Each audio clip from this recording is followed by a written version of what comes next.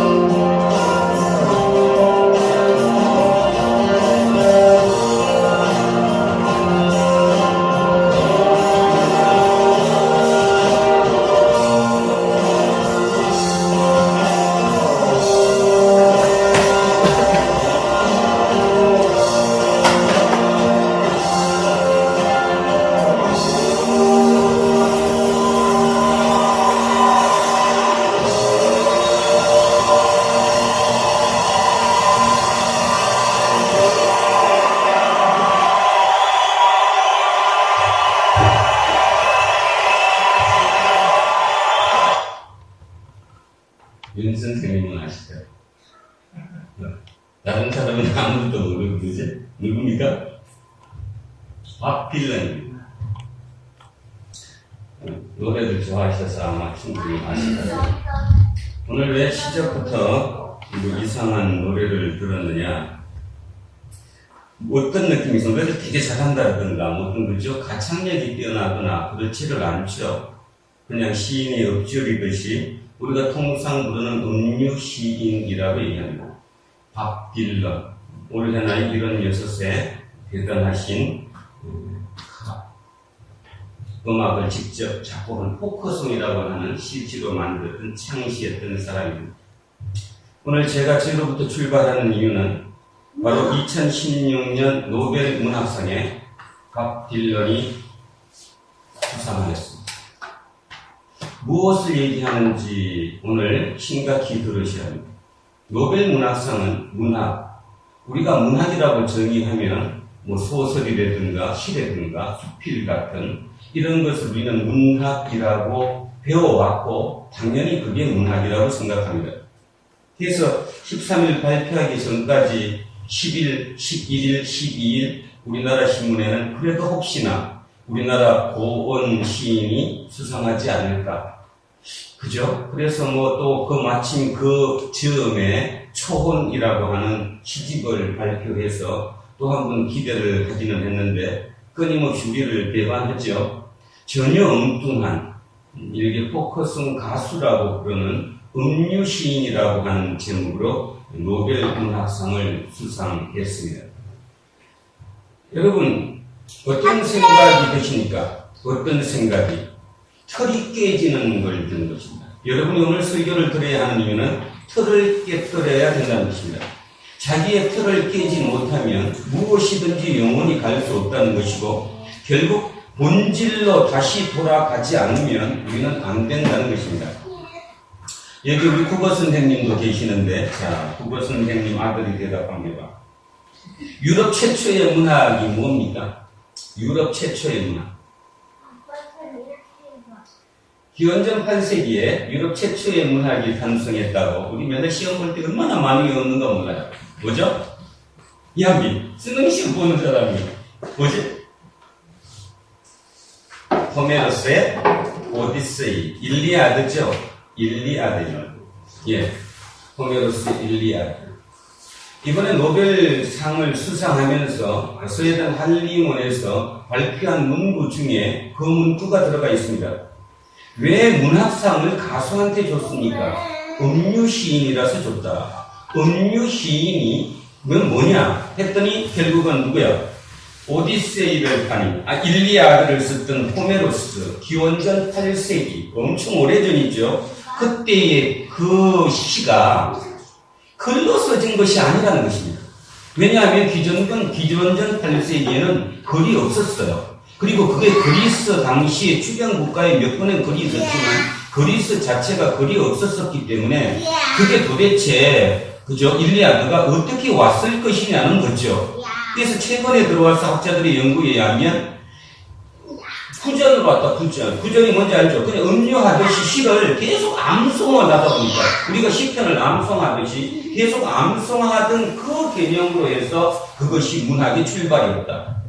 고로 밥 딜런은 음유 시인이다. 제가 오늘 특별히 말로 안 하고 노래를 듣게 한 이유가 있어요. 솔직히 우리의 개념으로 노래 같지 않잖아. 그죠? 시를 읊조리는 것처럼 막 안에서 응얼응얼하는 스타일이지 뭐가 이렇게 명쾌하게 밝고 노래 가수를 전달하는 그런 개념이 아니잖아요. 그죠?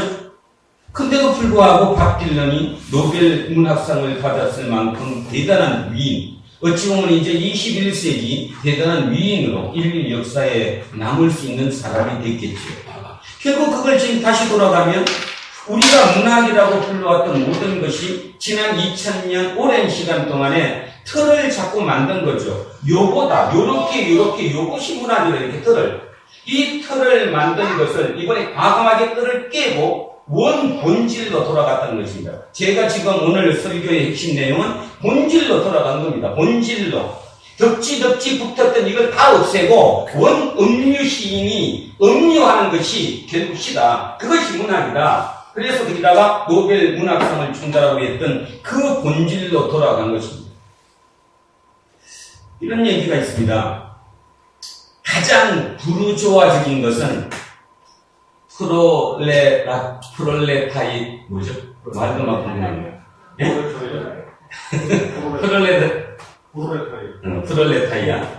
프롤레타리아를 흉내내는 것이다. 이해하십니까? 여러분 예전에 뉴스 같은데 보면 북한의 김정은, 아버지 김정일, 또 뭐 중국의 시진핑 이런 국가 원수들이 어떻게 있죠? 노동자복을 입잖아. 이렇게 노동자복. 그런데 아이러니하지 않아요? 가장 부르주아적인 거죠. 가장 호화로운 사람이 노동자, 가장 하찮은 사람들의 그 옷을 가장 고급적인 이 옷감으로 짜갖고 입고 다니잖아요. 그래서 가장 부르주아적인 것이 가장 뭐하다고요? 프롤레타리아적인 것을 흉내낸 것이다. 요즘 저는 그거 느낍니다. 어제도 버스 타고 오다가 고속터미널에 이렇게 서 있는데 여학생, 남학생 뭐 둘이 커플로 입었나 봐. 무릎 다 나오는 거. 다 찢어갖고 청바지 무릎이 그렇게 보이게 나오는 거. 그거 한번 생각해 보십시오. 가장 부르주아적인 건데 따지는 거죠. 가장 프롤레타리아적인 것을 흉내내는 거예요. 가난해서 옷 찢어갖고 못 입는 그 옷을 흉내내갖고 가장 비싼 값을 파는. 결국은 지금 뭔가 하면 형식이 본질을 다 지배해버렸어요.